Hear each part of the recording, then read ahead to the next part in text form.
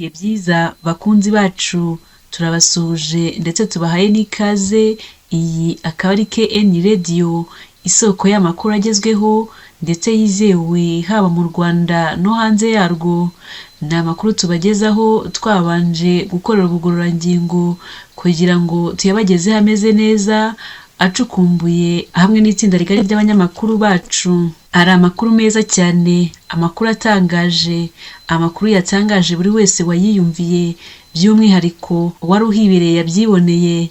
Mu karere ka Kicukiro mu mujyi wa Kigali, ubwo habaga ibikorwa byo kwamamaza umukandida wa FPR Inkotanyi Paul Kagame, hari uwaje kwamamaza Kagame yambaye nk'abageni. Ni ibintu byatangaje cyane, ababibonye wakibaza ngo byagenze bite, ni iki cyatumye yambara iyi kanzu y'abageni. Icyo tubasaba nyaboneka ni ukora subscribe, ubwo ndavuga mwebwe mutarayikora ni ukureba hano munsi y'inkuru mugakora subscribe cyangwa se sabone, maze ugakanda no kukazogera, ubwo ukaba wemeje iteka ko uzahorana natwe, uzajya ubona amakuru yacu yose agisohoka. Niba warayikoze turagushimiye cyane. Ikindi rero wakora ni like ndetse na share, maze ukazajya usangiza abandi ndetse ukanaduha comment cyangwa se igitekerezo. Reka twitse gato cyane, mu kanya turagaruka tubabwira iby'uwo mubyeyi yaje yambaye ikanzu y'abageni mu bikorwa byo kwamamaza umukandida wa FPR Inkotanyi Paul Kagame. Nkwibutsa ko iyi ari KN Radio.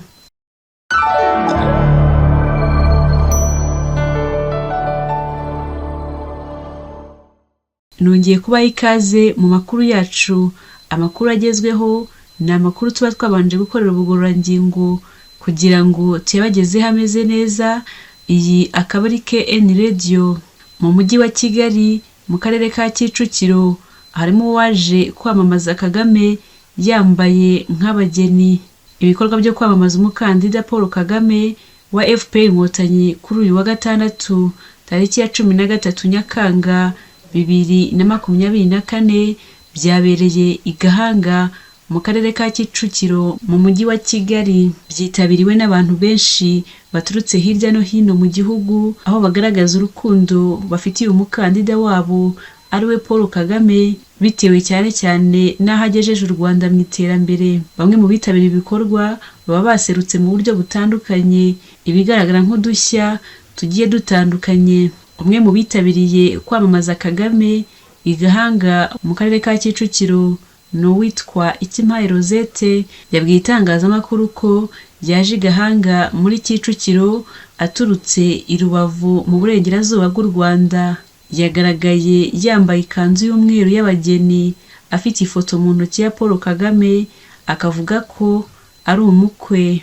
Ikimpaye Rosette yagaragaje urukundo akunda Paul Kagame ndetse na FPR Inkotanyi.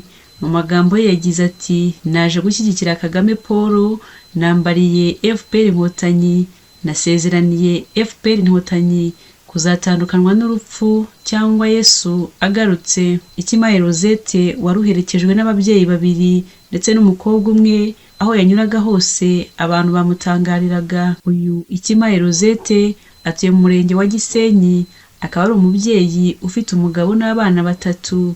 Avuga ko yaje Kigali tariki 11 Nyakanga 2024, akaba yirirwaga azenguruka muri Gasabo ndetse na Kicukiro yamamaza FPR Inkotanyi na Paul Kagame. Uyu mubyeyi arateganya no gutorera i Kigali, akazasubira i Rubavu amaze kwishimira intsinzi y'umukandida wa FPR Inkotanyi. Mu byo yishimira ngo nuko Kagame Paul yahagaritse jenoside, abagore ijambo by'umwihariko i Rubavu, akaba yarabahaye umutekano usesuye ndetse ngo n'ibikorwa by'iterambere.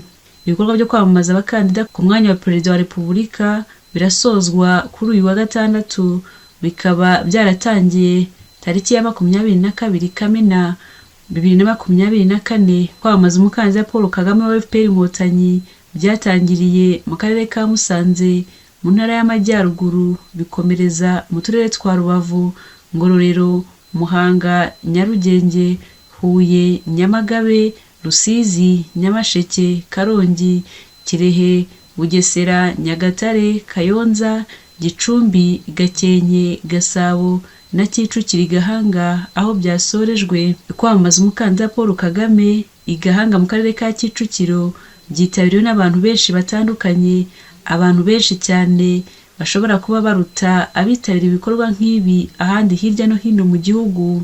Hari n'abavuga ko bahageze ku mugoroba ubanziriza umunsi w'igikorwa nyirizina, bamwe ndetse bakarara bagenda ijoro ryose. Intego ari ukuza gusabana n'umukandida Paul Kagame no kumwereka ko bamushyigikiye mu matora ari imbere. Ahazwi nka Sonatibe hari hateguye bitangaje, ndetse mu muhanda munini uva Sonatibe werekeza i Gahanga hagaragaraga umurongo munini cyane w'ibinyabiziga ndetse n'abantu benshi berekeza mu gikorwa cyo kwamamaza Paul Kagame. Mwakoze cyane kubana natwe. Icyo tubasaba ni inkunga yanyu ya subscribe kugira ngo mujye muhana natwe mu makuru yacu yose atambuka. Mukomeze mugire ibihe byiza.